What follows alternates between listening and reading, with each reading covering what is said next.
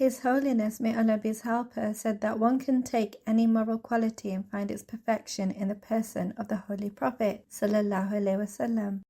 One such moral quality is humility, which the Holy Prophet sallallahu alaihi wasallam possessed to the perfect degree. God Almighty told the Holy Prophet sallallahu alaihi wasallam to announce regarding his own humility, "Say, I am only a man like yourselves." The Holy Quran, chapter 18, verse 111. Despite the fact that God granted him the status of being the final law-bearing prophet and the seal of the prophet, he had him announce that he was a humble human being. The promised Messiah ﷺ said that there has never been an example of humility like that shown by the Holy Prophet ﷺ. Despite the lofty ranks he received, he continued proclaiming that he was just a man like everybody else. Treatment of a blind man. The promised Messiah ﷺ related a story of a blind man who would come to the Holy Prophet ﷺ and recite the Holy Quran. One day when he went to the Holy Prophet ﷺ, some people around the Holy Prophet ﷺ were engaged in conversation with him. After waiting for a while, the blind man got up and left. God informed the Holy Prophet ﷺ about this. Hence, the Holy Prophet ﷺ went to his home, brought him along and seated him upon his own sheep. This story shows that those who have love in their hearts for God must certainly possess the qualities of humility and meekness. This is not just a story, but a lesson for us to adopt. The Holy Prophet ﷺ said that every person has two chains attached to them, one facing the heavens and one facing the earth. When a person adopts humility, the angel towards the heavens lifts the chain and lifts the person up. However, when one shows arrogance and haughtiness, the chain towards the earth pulls them down. At the same time, the Holy Prophet ﷺ also explained that giving charity does not lessen one's wealth, and forgiveness does not lessen one's honor. His Holiness, may Allah be his helper, said that these things could bring about a great positive change in society today. Once the Holy Prophet ﷺ was heard praying, "O Allah, let me live in meekness, let me die in meekness, and raise me up among the meek." It is also recorded that the Holy Prophet ﷺ would not mind walking alongside widows or the poor in order to hear what they had to say. Alongside his lofty spiritual standards, the Holy Prophet ﷺ would take care to hear what even the deprived in society had to say, and he would listen to them with patience and care. The Holy Prophet ﷺ's humility was such that he would also show kindness to children and greet them.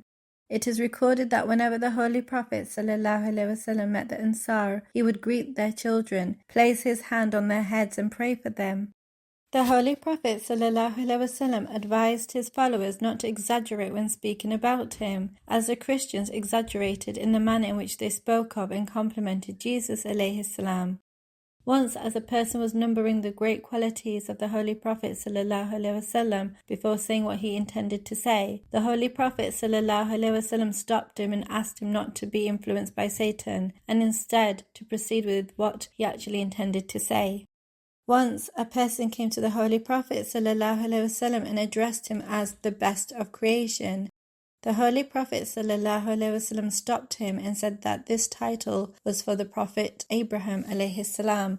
Such was the Holy Prophet ﷺ's humility, that although he indeed was the best of all creation, out of his own humility he deflected this title to the Prophet Abraham ﷺ instead.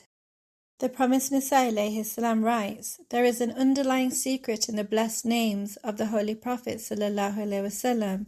His two names, Muhammad meaning the most praiseworthy, and Ahmad meaning the one who is greatest in giving praise, both allude to two distinct forms of excellence possessed by the Holy Prophet ﷺ.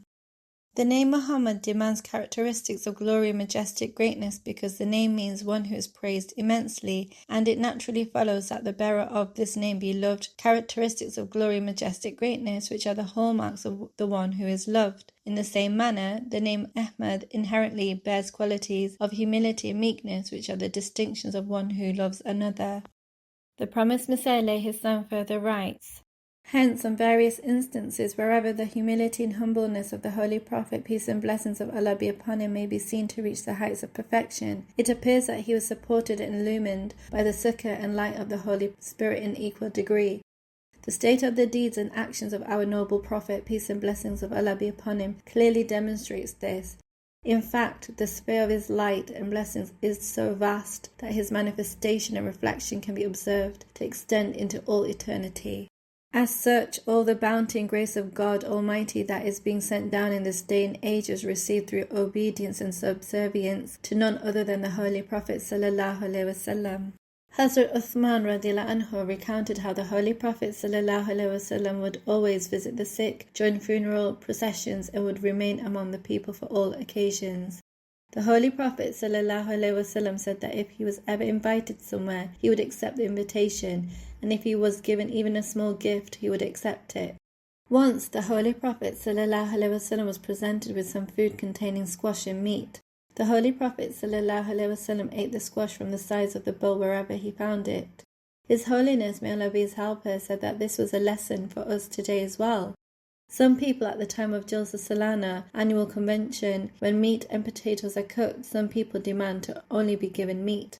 However, the Holy Prophet sallallahu alaihi wasallam set the example that one should eat whatever is prepared and presented to them. Hazrat Aisha radiallahu anha would say that the Holy Prophet sallallahu alaihi wasallam helped in household work and then would go to the mosque when it was time for prayer. His Holiness, may Allah be his helper, said that this is a lesson for men who refuse to do household work, and their wives subsequently complain. The companions also took up this example and helped with household work. While household work is primarily the responsibility of women, there is no excuse for men not to help their wives. His Holiness, may Allah be his helper, said that the Holy Prophet sallallahu alaihi wasallam would also help his companions in laborious work, such as the building and fixing of mosques. In other words, there was no such task which the Holy Prophet sallallahu alaihi wasallam thought himself above doing. His Holiness, may Allah be his helper, said that these are the examples of the Holy Prophet sallallahu alaihi wasallam which we must strive to adopt in our own lives.